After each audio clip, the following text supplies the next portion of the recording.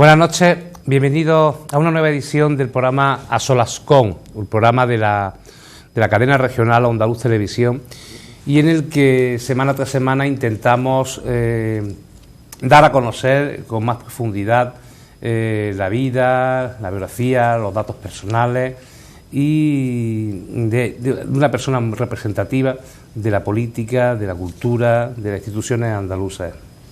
Hoy está con nosotros, bueno, pues nada más y nada menos que Manuel Gracia, el presidente del Parlamento andaluz, la segunda autoridad de la comunidad autónoma. Buenas noches, presidente. Hola, buenas noches. ¿Cómo se encuentra? Mucho trabajo, como siempre, ¿no? Bueno, lo normal en estos tiempos, yo creo que más dedicación, más empeño hay que poner porque son momentos muy difíciles y muy complicados, ¿no? Pero bien, contento porque yo creo que en política hay que estar para eso, para trabajar, para hacer cosas por la gente, ¿no? Manuel Gracia nació en la comarca de Guadiato, en Peñarroya, en Córdoba.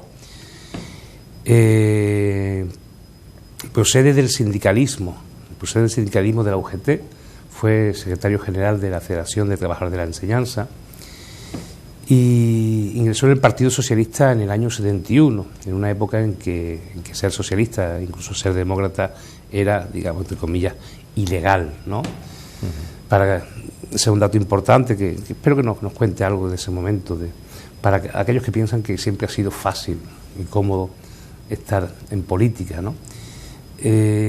¿Cómo viene usted, pasa del sindicalismo al Partido Socialista? Bueno, efectivamente, aquellos años de clandestinidad eran muy difíciles, ¿no? A mí lo que me llevó a afiliarme tanto al sindicato como al PSOE fue, por una parte, la voluntad de cambiar la enseñanza, porque mi profesión era, yo soy profesor de instituto y vivía una situación en la que veía la injusticia que tenía un sistema educativo profundamente clasista, muy autoritario.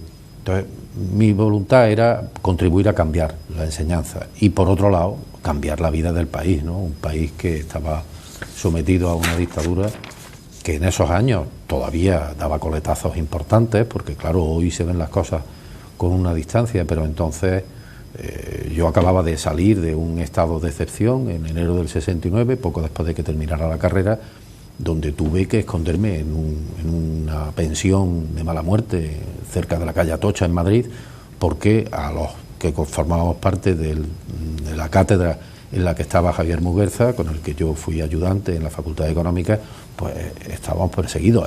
A él lo deportaron, ¿no? Incluso. Y fue esa voluntad, ¿no? Y el paso del sindicalismo a la acción política vino un poco solo, ¿no? Porque el sindicalismo me llevó a la dedicación a llevar los temas de educación en el Parlamento, en las Cortes Generales. Yo ya fui diputado en el año 79, en el 77 había sido senador, y entonces, bueno, me hicieron portavoz de educación y ahí un poco vino el cambio de dedicación de lo sindical a lo político, pero como una continuidad. Su desarrollo político es amplísimo. Bueno, usted es licenciado en Filosofía y Letras, es catedrático de instituto. Fue senador por la provincia de Córdoba en las Cortes Constituyentes. Uh-huh. En el 77, además fue diputado en el Congreso en el 79. Ha sido además consejero en 3 ocasiones de Educación, de Presidencia y de Gobernación en diferentes épocas. También ha sido senador por la Comunidad Autónoma desde el 90 al 94 y ha sido diputado del Parlamento de Andalucía desde 1982, desde su creación hasta la actualidad.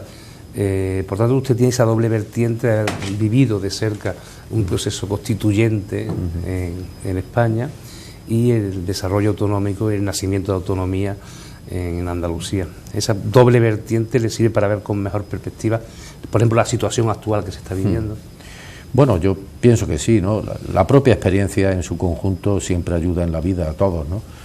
Pero en mi caso, además, y ahí falta, digamos, otra actividad, fui concejal y portavoz en el Ayuntamiento de Córdoba durante 4 años, es decir, que he tocado la política municipal, he tocado la política estatal en las Cortes, he tocado la política autonómica, pero yo a partir del año 82 manifesté claramente en el seno del Partido Socialista que mi dedicación, si valía para algo, era Andalucía, ¿no?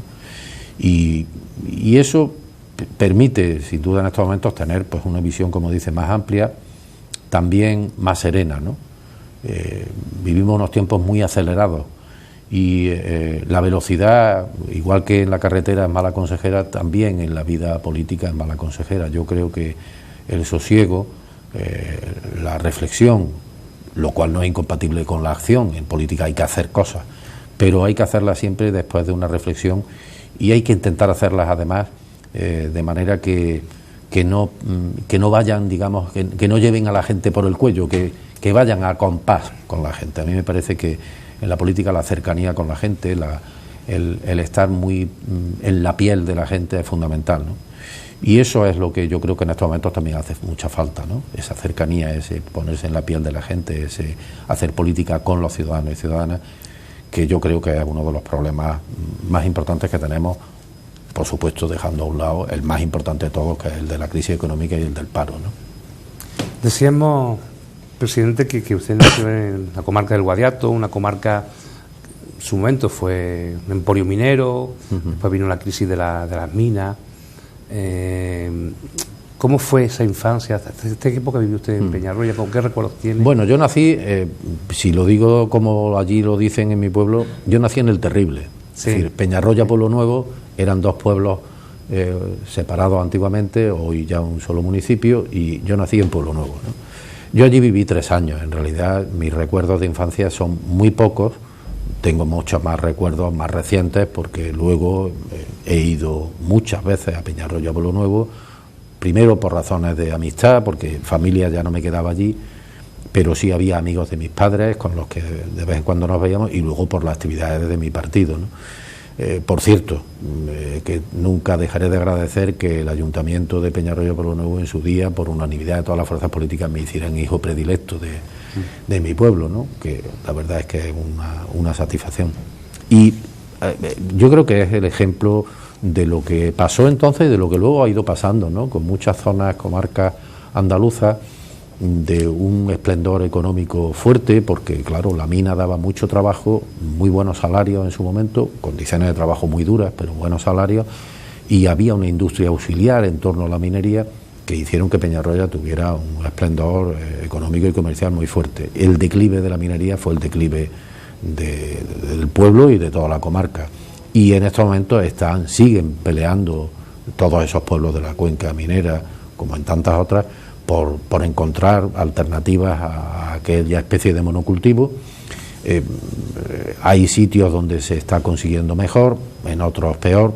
Yo sigo confiando y esperando que mi pueblo pues supere las dificultades y tenga un futuro mejor que el presente que en estos momentos tiene, ¿no?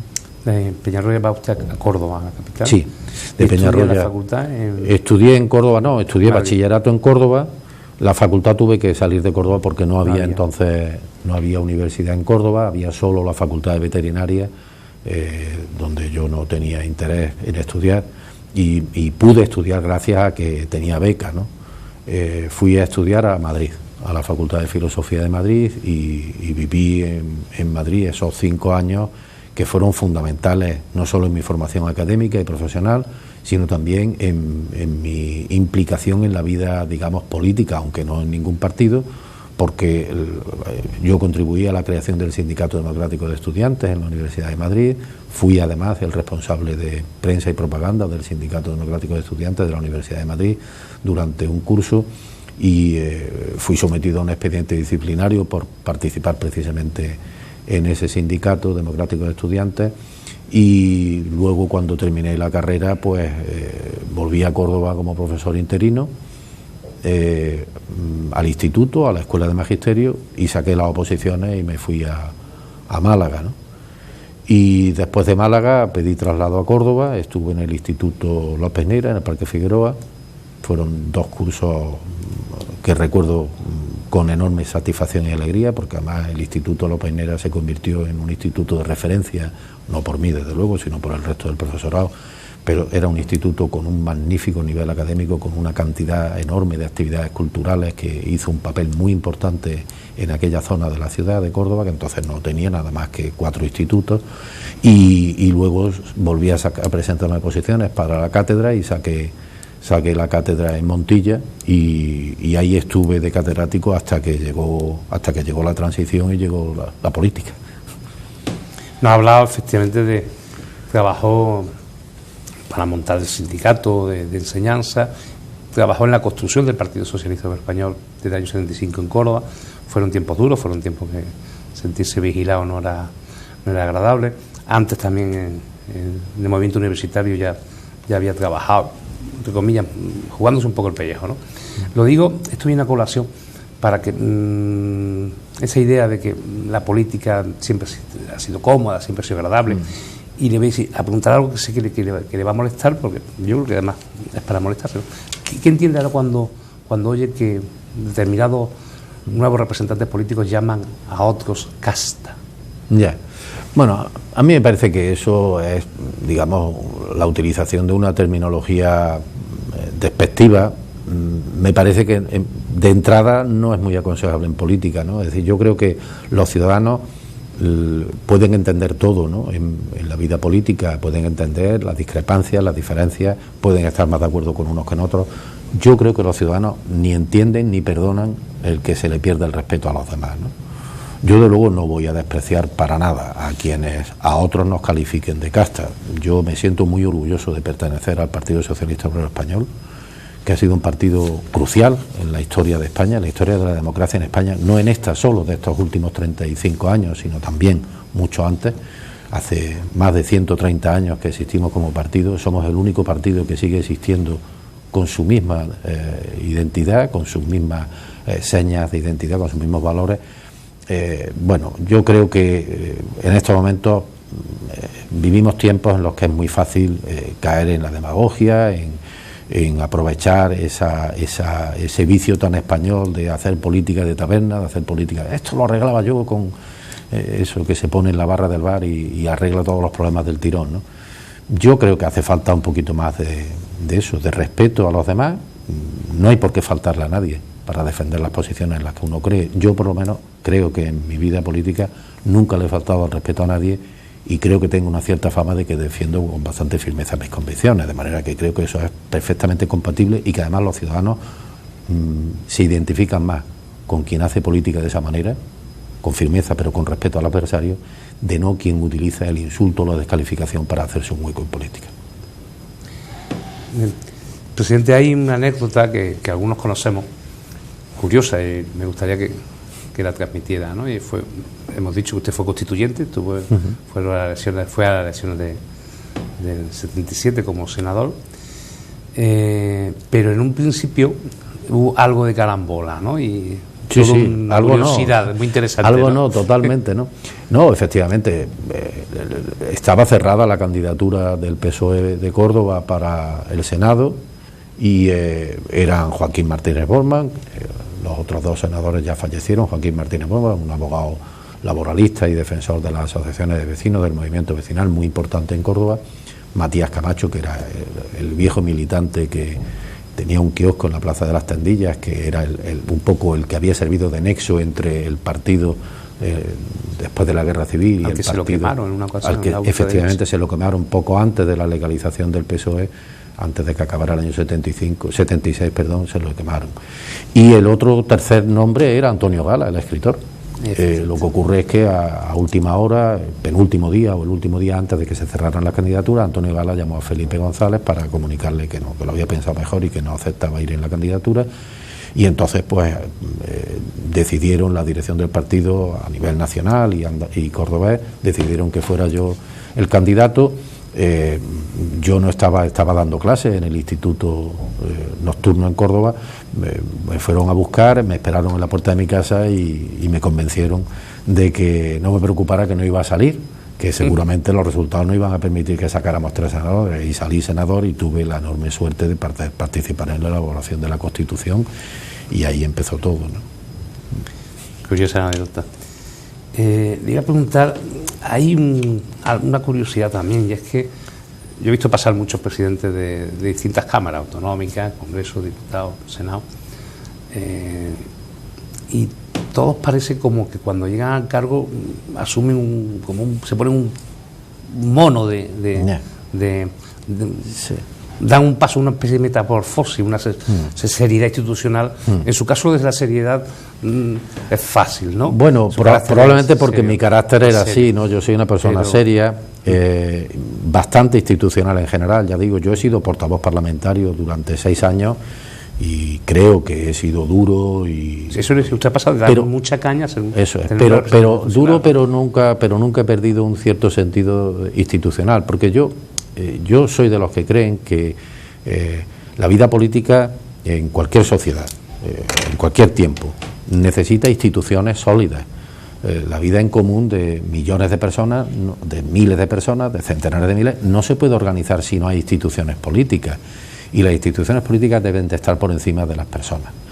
Por lo tanto, yo puedo ser en un momento portavoz parlamentario, pero como decía antes, la idea del respeto, a mí me parece que eso es fundamental en la vida política y en la vida en general.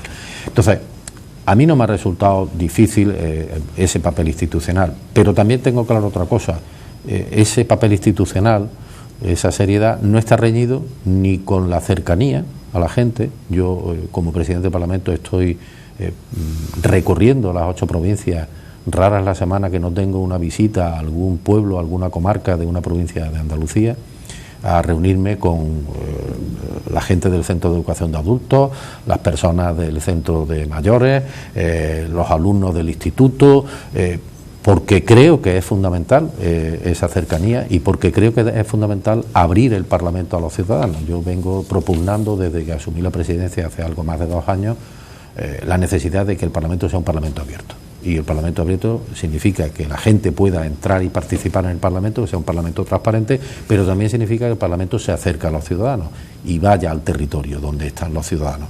Y es impresionante con qué cariño, con qué afecto, con qué expectación la gente en los pueblos recibe la visita del presidente del Parlamento. Es una experiencia muy positiva.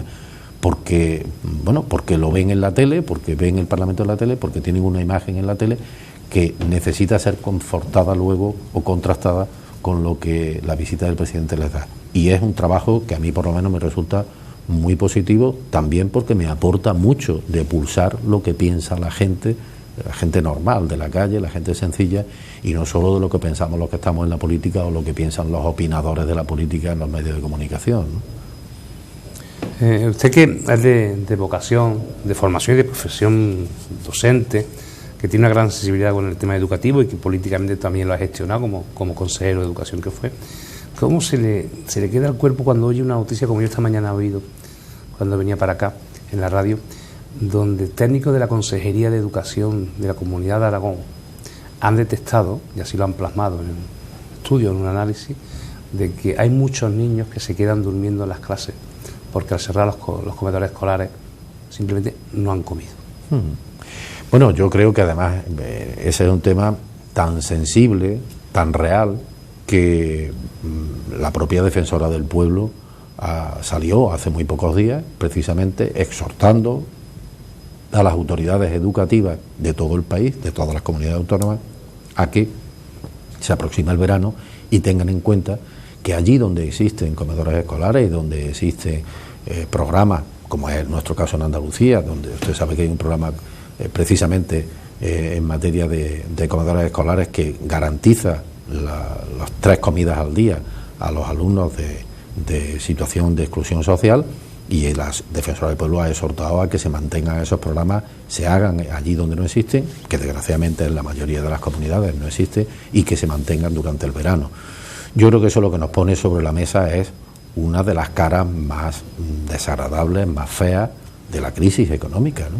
Es decir, es que estamos viviendo una situación en la que progresivamente, frente al discurso oficial de que la recuperación ha empezado y tal, lo que se vive en la calle y en las casas de miles de familias españolas es que se está acabando las pocas reservas que le quedaran, que las familias están viviendo muchas de la pensión de los abuelos, que la gente está sacando a personas mayores de la residencia de ancianos precisamente para poder cobrar la pensión. Es decir, y eso conduce pues a que haya miles de familias donde no tienen garantizados los niños, los menores, una alimentación correcta. Yo creo que los poderes públicos no se pueden estar quietos ante eso, y que hay que hacer políticas para responder a ese problema puntual, aunque muy grave y muy duro, de la falta de garantías alimentarias para esos niños, pero también hay que hacer políticas que permitan que no se salga de la crisis dejándonos pues centenares de miles y millones de familias desestructuradas en la pura exclusión social, porque la salida de la crisis tiene que hacerse sin dejar a nadie atrás. Esa al menos es mi convicción, ¿no? Y no creo que situaciones como esta y otras muchas más, ¿no? Como que haya padres que no desayunen para que desayunen sus padres, o no sirven para que el día siguiente tengan una comida, o lo que ha dicho antes de los miembros de tercera edad, frente a otro tipo de gastos, por ejemplo, como el rescate a la banca y algunos más, ¿no? Han hecho que la gente generalice, en líneas generales, generalice que todos los políticos del staff actual son iguales y haya ese movimiento de desafección. Habría que hacer una labor para decir que no todos son iguales. En parte, sin duda. Yo creo que la crisis económica ha contribuido mucho a esa desafección de la política, ¿no? La crisis económica, la corrupción. Lo que pasa es que yo creo que lo que hace falta, mucha falta, es que abordemos, al menos en la perspectiva de la que yo me muevo, que soy presidente del Parlamento, pero soy miembro de un partido político, que es el Partido Socialista. Yo creo que tenemos que hacer cambios. Tenemos que hacer cambios para hacer política de otra manera, hacer política, recuperar la forma de hacer política, digamos, como le decía antes, de la cercanía, de la proximidad, de la sensibilidad con los problemas de la gente. Y eso comporta que hay que hacer política más transparente, hay que hacer política con más participación de los ciudadanos y hay que hacer política también con más ejemplaridad por parte de los responsables públicos. Es decir, la gente puede entender que el responsable público, quienes tenemos una responsabilidad en un momento determinado, tengamos una serie de obligaciones y de características por las que nos tenemos que mover. Pero no podemos dejar de ser ciudadanos. Yo soy un ciudadano que hoy soy presidente del Parlamento, pero mañana o pasado dejaré de serlo, me reincorporaré a mi actividad profesional, si todavía me pilla en edad, antes de la jubilación, y si no, seré un jubilado. Y tendré, por lo tanto, yo ahora no tengo por qué tener ningún privilegio respecto a los ciudadanos. Y eso me parece que es algo importante, que hay que dar una batalla de convicción ante la ciudadanía, de ejemplaridad ante la ciudadanía, y desde luego esa es una tarea pendiente, ¿no?, que en estos momentos me parece que es crucial, que es fundamental. Usted partícipe de esa aseveración que mantiene que los ciudadanos, los españoles y las españolas hemos estado durante mucho tiempo viviendo por encima de nuestras posibilidades y que por tanto ahora toca purgar alguna pena. Ya, a mí ese mensaje no me gusta, ¿no? Primero, no me gusta porque me suena un tanto a un mensaje, lo digo con todo el respeto, ¿no?, de puritanismo protestante, ¿no? Es decir, me suena a claro, como hemos sido malos ahora nos tienen que castigar, ¿no? Porque es verdad que el país entero, y no solo España, porque la crisis es una crisis que no empieza aquí, la crisis es una crisis que empieza fundamentalmente en Estados Unidos, con la caída de Lehman Brothers y con todo el hundimiento de un sistema financiero que estaba basado en la especulación. Eso conviene que no se olvide. Yo creo que los ciudadanos no lo olvidan. Es la especulación, la economía especulativa la que hunde el sistema financiero, y el hundimiento del sistema financiero arrastra una serie de crisis en nuestro país, además agravada por la caída del sector de la construcción inmobiliaria, que era el que más mano de obra daba. La crisis no viene originada por los políticos como tales, viene originada por la falta precisamente de control democrático sobre las instituciones financieras. Y eso se traduce sin duda en un malestar, en un descontento, ¿no? Y claro, la crisis económica y financiera ha originado una sociedad que en estos momentos es cada vez más dual. Es decir, se está produciendo que cada vez hay más gente que lo está pasando mal y muy poca gente que sigue ganando mucho dinero a costa de la crisis. Porque hay una parte de la sociedad a la que la crisis no le ha afectado. Hay una parte de la sociedad que la crisis le ha afectado, pero de una manera no tan severa, y luego hay una gran mayoría, que es gran parte de lo que era la clase media, que está en estos momentos al borde de la exclusión o muy cerca de la exclusión social. Y ese es yo creo, el mensaje que hay que trasladar, es que ante esa situación no se puede adoptar una posición de resignación, porque los ciudadanos, yo creo que entendieron que la crisis económica el mensaje de resignación de que no se podía hacer nada, de que lo único que se puede hacer es aplicar políticas de austeridad y de apretarse el cinturón, a lo que han conducido a que haya más empobrecimiento todavía, porque la caída del consumo, de la demanda interna, provocada por la caída de los salarios, por el aumento del paro, lo que produce es más paro todavía. Hay miles de trabajadores autónomos, de pequeñas y medianas empresas, que han tenido que cerrar o que restringir al máximo su actividad, no porque no haya demanda, sino porque los demandantes no tienen recursos. Es decir, puedo hablar de las peluquerías, puedo hablar del pequeño comercio, que son miles y miles de puestos de trabajo los que se han ido perdiendo y se están perdiendo todavía como consecuencia de que no hay crédito. Y resulta que, sin embargo, sí ha habido dinero para dárselo efectivamente al rescate del sector financiero español como al de otros países. Yo creo que esa es una lógica que hay que cambiar y que hay que adoptar unas políticas que aseguren un mínimo de garantía, efectivamente, de que no entremos en un déficit preocupante y grave para no endeudar a las generaciones futuras, pero se puede controlar el déficit sin renunciar al mantenimiento de políticas sociales que son indispensables en el estado del bienestar y sobre todo a apostar por la inversión para que se genere actividad económica. Si no se genera actividad económica, no aumentará la demanda interna, y si no aumenta la demanda interna no vamos a salir nunca. Estamos en estos momentos en una situación en la que los expertos hablan de que la crisis, la subida de la crisis podría ser una curva o podría ser una L tumbada, y es probable que estemos en la L tumbada. ¿Cuántos años va a durar así? Pues yo creo que demasiado, y por lo tanto ante eso hay que reaccionar, y eso es tarea sin duda de toma de conciencia por parte de los ciudadanos y desde luego también de las fuerzas políticas, ¿no? Desde el observatorio es especial que tiene usted de ser presidente del Parlamento, ¿ve que el Parlamento andaluz tiene mucha crispación, hay mucha tensión? Recientemente incluso en el cara a cara entre oposición y gobierno salieron ya casi relaciones familiares y demás. Pero yo creo que el Parlamento siempre ha sido bronco, el Parlamento andaluz, ¿no? Estamos en una situación especial ahora. Bueno, el Parlamento andaluz, especialmente bronco, ha habido momentos quizás peores de tensión que ahora, ¿no?